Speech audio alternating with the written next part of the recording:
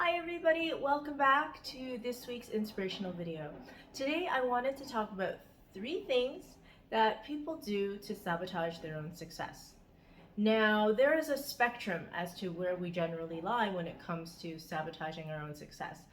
The first is we are absolutely clueless, and well, that speaks for itself. When you're clueless, you really don't know that you're doing it. And you need the guidance of somebody around you who is really privy and sensitive to recognizing these 3 things. The other end of the spectrum is for those of us who are blatantly aware that we are sabotaging our own success, but we do it anyways. So, as I discuss these 3 things, I challenge you to consider where you are on the spectrum and how it is that you can start doing the right things that you need to do in order to move yourself along. So, the first thing that we do to often sabotage ourselves is that we procrastinate. And this has everything to do with how the mind functions. We can easily distract ourselves with things and circumstances and even the people around us in order not to do the work that we know needs to be done.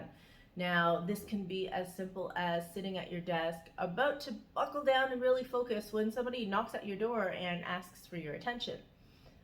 Another example of this is when we are about to embark on something new, and then the people around us, maybe our family members, start demanding our time in the same way that we originally thought we were going to devote to this new project. Again, you're not actually moving towards your success because of the things around you. So that's another form of procrastination. The second thing is, well, something that a lot of people are less aware of. Now, I'm going to give you 2 examples. The first is a mentor of mine who showed up at a convention in flip-flops and shorts and was given absolutely crappy treatment when he himself is really very renowned. And a second example is an experience of my own. When I was a teenager, my mother was shopping at a luxury brand store. She was actually purposely there to buy business attire. She was trying on certain suits. And I came dashing in my running shoes, all sweaty because I had just gone for a big run. Now, as soon as I walked into that store, the salespeople nearly booted me out until I started screaming, "Mom, Mom!" And they actually nearly lost her business that day. The reason they nearly lost her business was because they were about to boot her daughter out of the store. So can you imagine what actually happens in the minds of people who may potentially be able to assist you on your journey to success when you start treating them really poorly? And you do this without even fully recognizing that you're doing it because you have exercised judgment. And that judgment is coming from the very fact that people may not be dressed a certain way. And that's only when I'm referring to trusting your senses as in looking through a certain lens. However, there are other ways that we do similar things like this, and I'll leave it to you to discover for yourself when you may or may not have treated people improperly and it has actually potentially closed a door for you.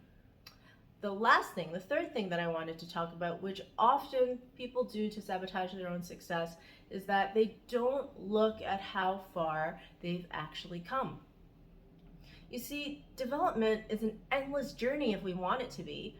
Unless you're the type of person who's like, I'm forever satisfied sitting on my couch and I have zero desire to ever go anywhere, do anything, and be any better, then this video is not for you. You can turn it off now.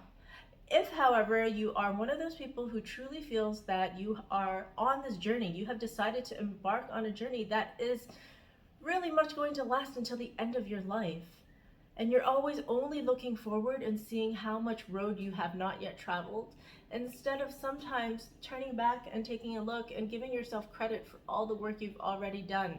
Sometimes you can feel very discouraged because it is a path that potentially can be lonely and very long and arduous.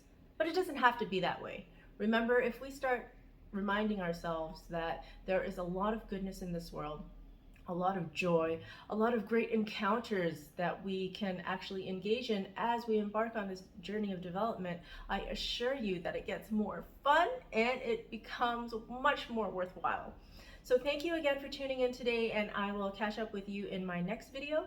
For those of you who are interested in scheduling a breakthrough call with me, please make sure you click on my calendar below. I am really running low on space lately, so make sure you do it quickly, and I will speak to you next week. Bye!